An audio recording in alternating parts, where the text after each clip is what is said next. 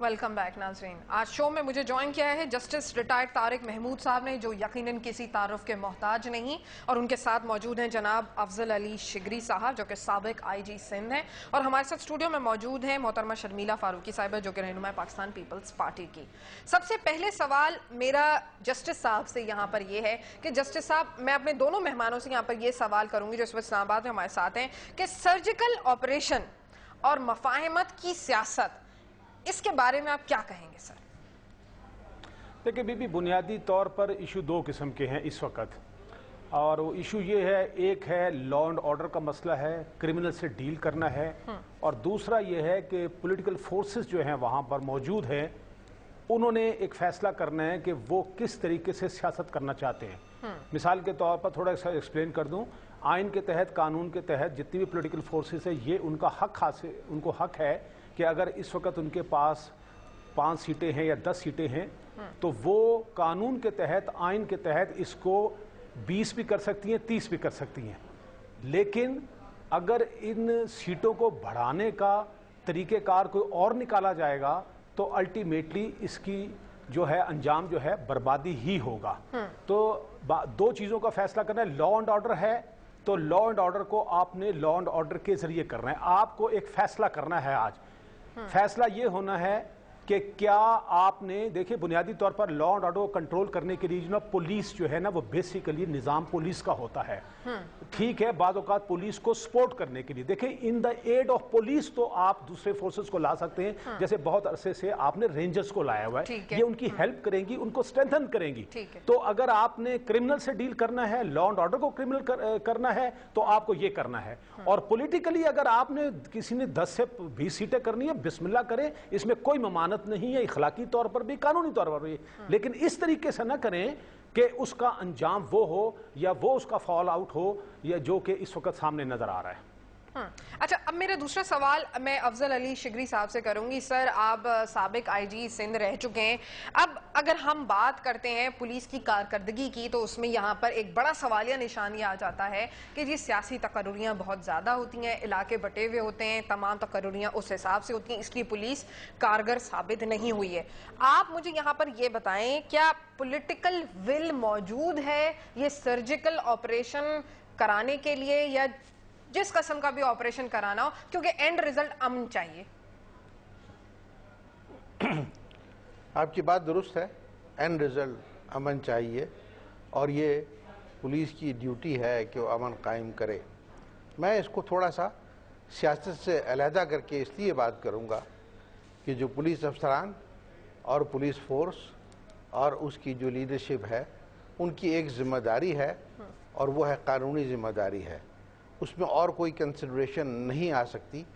अगर किसी ने क्राइम किया है तो ये उसका फ़र्ज़ है कि उस क्रिमिनल को पकड़े और उसको कैफर किरदार तक पहुंचाए। अगर वो ये नहीं कर रहा है तो अपनी ड्यूटी से रूगर्दानी कर रहा है, और अगर उसके काम में कोई मदाखलत कर रहा है तो उसका फ़र्ज़ बनता है कि वो किसी किस्म की मदाखलत को बर्दाश्त ना करे और कानून के मुताबिक चले। अगर ये होगा तो हालात खुद ब खुद। लेकिन सर, मदाखलत ही मदाखलत है ना। वो जब सियासी तकर्रुरियां हुई हुई हो, जिस पार्टी के थ्रू उनको वो पोस्ट मिली हुई हो, वो पैसे देकर उस पोस्ट पे आए हो, तो आप मुझे यहाँ पर ये बताएं कि वो उस पार्टी के खिलाफ कार्रवाई कैसे कर सकते हैं?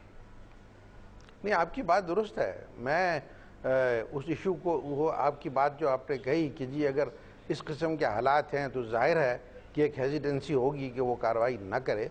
लेकिन आप ये भी देखिएगा ना कि पुलिस लीडरशिप जो है उस लेवल के ऊपर इस किस्म की चीज़ नहीं होनी चाहिए।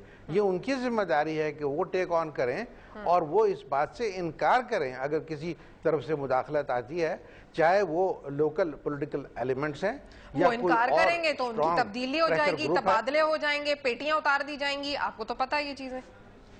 तो कितनों की पेटियां उतारेंगे, कितनों की तब्दीली होगी?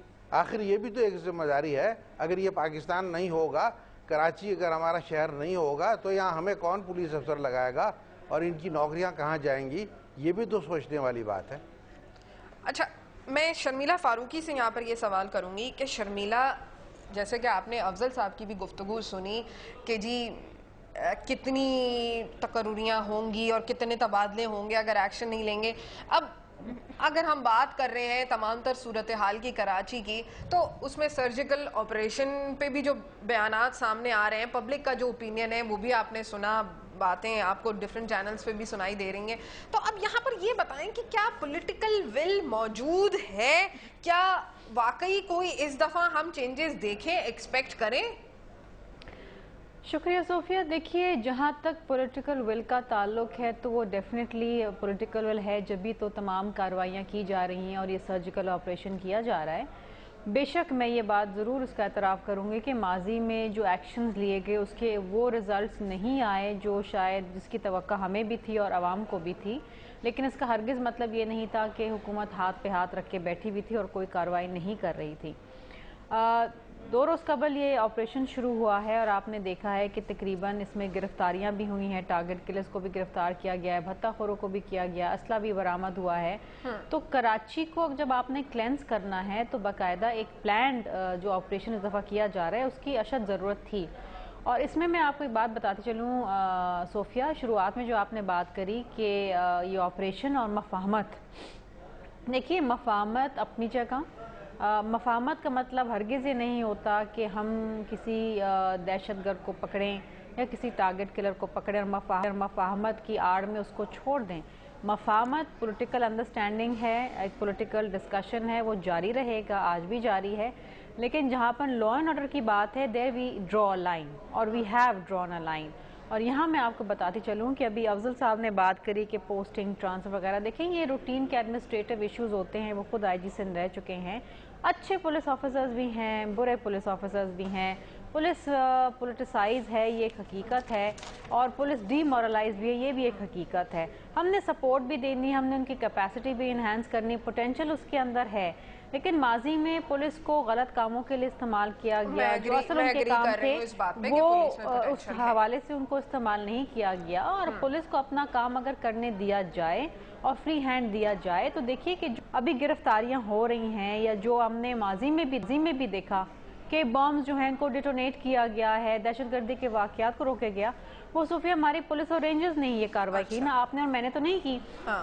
तो let's give them the due credit. मैं ये नहीं कहूंगी कि बहुत एग्जाम्पलरी काम कर रहे हैं, डेफिनेटली उसमें कहीं ना कहीं फुकदान है, इशू है, और अवाम मेरा एक बड़ा सिंपल सा सवाल है शर्मिला, मैं यहाँ पर हाल करूंगी कि आप कह रही हैं पॉलिटिकल विल मौजूद है, तो कल लियारी में ऑपरेशन क्यों नहीं हुआ? देखिए, मैं किसी एक एरिया की बात नहीं करूंगी, मैं मतलब देखिए लियारी, देखिए बार बार ये बात आ रही है लियारी। देखिए लियारी कोई दहशत गर्दों का इलाका नहीं है, लियारी का इलाका बड़ा पुरअमन इलाका था। लियारी का शर्मिला, मैं थोड़ा सा आपको यहाँ पे दुरुस्त करूंगी, अगर हम सालार कंपाउंड की बात करते हैं तो मैं बजाते खुद वहां पर जा चुकी हूँ, मेरा प्रोग्राम है वहां पर, मैंने पूरे किए हुए, और एक दफा नहीं मैंने 3 दफा लियारी में प्रोग्राम्स किए हुए, और वहां पर लोगों के घरों में ग्रेनेड के इतने बड़े बड़े सुराख। मैं इसी पे आ रही थी सोफिया, कैसे अगर आपने मेरा जुमला सुना हो तो मैंने कहा लियारी एक बहुत पुरअमन इलाका था।